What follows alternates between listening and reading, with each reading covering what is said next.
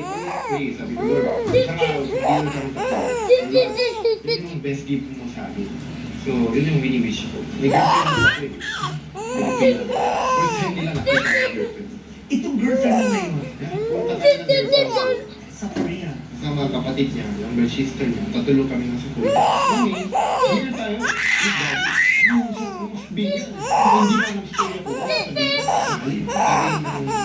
sabi ko, mami, patay mo na. Tapos, ito yung first time. Last day. Sabi naman. Yung flight nyo, kapalik nyo. Siyempre, nalunod yung Paula. Ano ba yung Paula? Eh, bago yung daddy. Yung girlfriend, Paula, ang sister niya. Mami, daddy ko. Hindi ako makapagsalita kasi. Parang naiyak mo naman.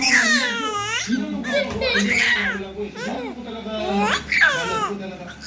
Kasi hindi ako magsalita, bumunta ako siya. Iisip ko. Wala na. Sobrang bilis na. Galit pa ni Mami, pero dahil ka ay Paula. Tama na. Tama na.